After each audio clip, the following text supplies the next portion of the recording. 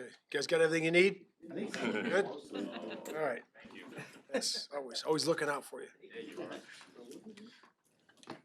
Okay, so obviously our first week, as we started this morning on a Wednesday, so it's really good meetings this morning. We liked where we were in terms of the operation and the flow of that. Just got done with our pre-practice walkthrough, which has been really good. Got a bunch of time to get a bunch of plays, which is great. We got to bank those reps early in the season here to making sure we keep the development going of our offense, defense, and kicking. You know, as we find our winning formula, you know, for success. And that's everybody in the league's working on that right now. So, and we're no different. But working into practice here, we're going to be in pads to start the year on this day, and it's going to be physical. You know, and it's not just offense and defense; it's our kicking team and rushing against our punt team and all those things that we have to get the looks full speed. We'll mix some competition periods in there so we get good on good, one-on-one for about 10 of those reps today, which that'll be awesome too, to keep us extra sharp. And then we'll finish up with meetings, and the guys will be out of here at about 5 o'clock today. Then we'll continue on game planning, offense and defense through the evening, and then start over, rinse and repeat for first and second and third down on Thursday. I like where the guys are. I like their mindset. I like their mentality, where it is. Like I said a couple days ago, we were excited about the competition and competing together in a real football game. We started the spring in shadow boxing mode. And then we moved into training camp into the sparring mode. Now we're into the bout. Now we got to fight. So we're excited about that and looking forward to today and getting better today and working through our game plan. With that, I'll open up to questions. As it relates to your offensive preparation, when you're going up against a first-time coordinator in his first game, what's the guesswork in trying to anticipate what you might see and then preparing a rookie quarterback for what you might see while you have to kind of feel it? Yeah, there's always that, always that in question. We have to be sound in our schemes. We have to play fast.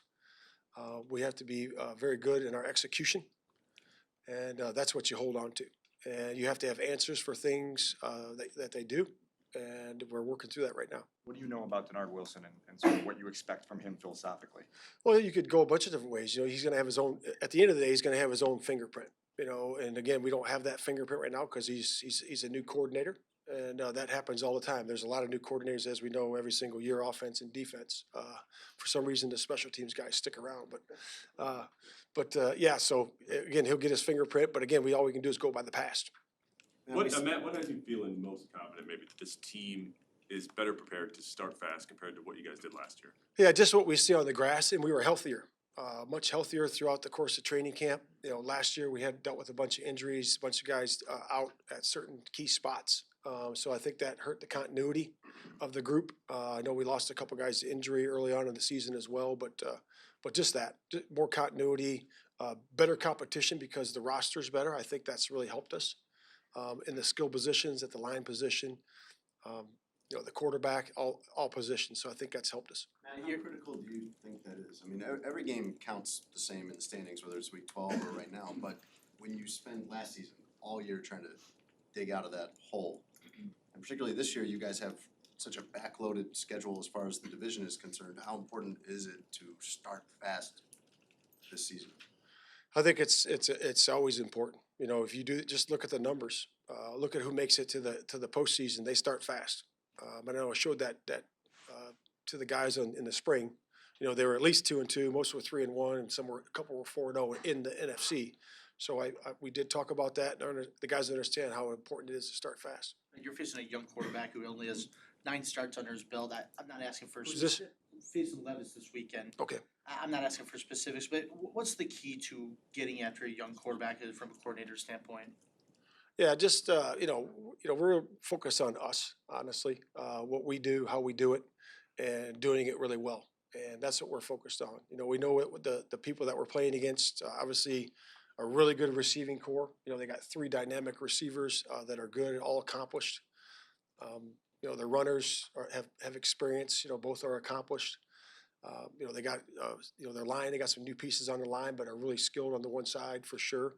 So, and they got a new center. I mean, so there's every week's different, but we got to focus on us. Of course, try to eliminate their strengths, and do those things and minimize those, but really just play to our strengths. Do you lean more or do you expect them to lean less on the run game, knowing it's a quarterback in year two, different personnel at running back, different coordinators? Is that something that you can anticipate ahead of time, just given what they've shown very minimally of during Yeah, the it's like I said, it's hard to anticipate, because you have a new head coach and he's going to be calling plays, and he's paired up with his dad, which is we've played against many times, and so it's just like I said, we got to be sound, we got to be aggressive, we have to play with good fundamentals, we have to tackle well, play with good leverage, all the things that winning football is. Focusing on yourself.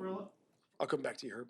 For a lot of fans, there's a big curiosity factor about Caleb, big excitement and, what can happen. You've seen him since rookie minicamp, and I guess, but you've never seen him in a real game. What about for you, from your vantage point as head coach? Is there a curiosity factor and excitement? How is that for you, just to see Caleb in his first game?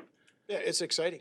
It really is. I'm excited to see him, and I'm excited to lean on his teammates. Lean in and lean on his teammates, because that's what you have to do as a quarterback. He's got guys around him that have played a lot of years, and again, he's a rookie, so he's just been leaning on those guys, and getting the ball to those guys and let them do their work. We have to do a good job of protecting him, and but yeah, he's just leaning in and leaning on his teammates. And focusing on yourself, and I know you're going to evaluate, every component of your team. Was there any aspect that you're kind of looking forward to more? Maybe not so that it's a major concern, but this is a less known than, is Jalen Johnson going to play well? Is Montez Sweat going to play well? Maybe it's O-line unit together or the pass rush together. Is there any component of the team that you're looking forward to saying, like, I'm curious about how we're going to perform in week one? Yeah, I mean, I really can't point to any of them. It's a good question, and it's worth thinking about. But as I think about it up here, I really can't pinpoint one. I'm just really excited about us, the Chicago Bears, competing together in a football game and seeing it all the way through. So I'm excited about that. When Caleb says he doesn't get nervous for football games, how do you help him prepare for some of those sudden change moments, anything that he may not have already experienced, and how to deal with that on the fly? Yeah, so there's going to be adversity, right, throughout the course of this game, and there's going to be adversity throughout the course of the season. Everybody faces it. That's how you respond to it. And I really believe you can set that up ahead of time rather than reacting, because when you react to something, a lot of times it's not your best person that you want to be. So you can set that up, knowing that there's going to be adversity in the game. You can set your response up and understand, hey, this is how I will respond to this, with a can-do attitude and moving on to the next play and bringing my teammates along, rather than the other way, when you react and you do things that you don't want to do. So we're always talking to our players about that, responding the right way and responding together and pulling together through adversity, and he's no different. Flus, what specifically have you liked about Shane's development of the offense, and what identity do you see that he is cultivating in terms of what you guys want to do offensively? Yeah, just the basics is of why we hired him.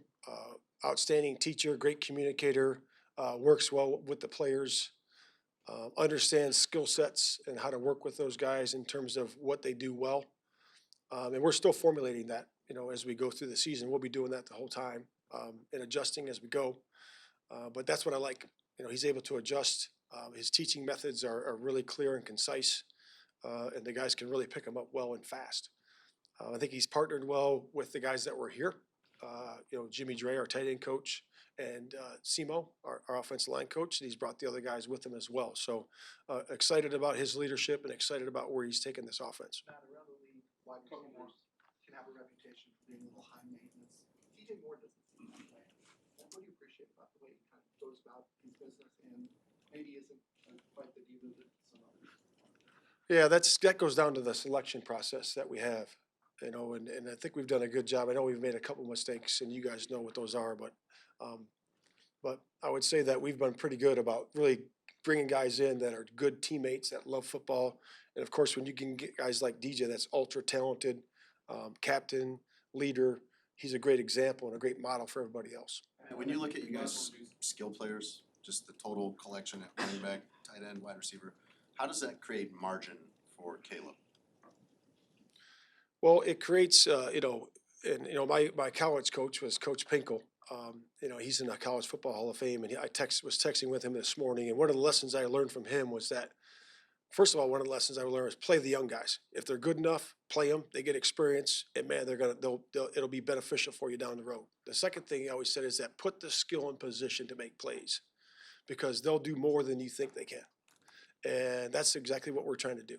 Put them in position to make plays in space and let their God-given abilities make it a better play than what we even designed. So that's what I learned from him, and it's a good lesson.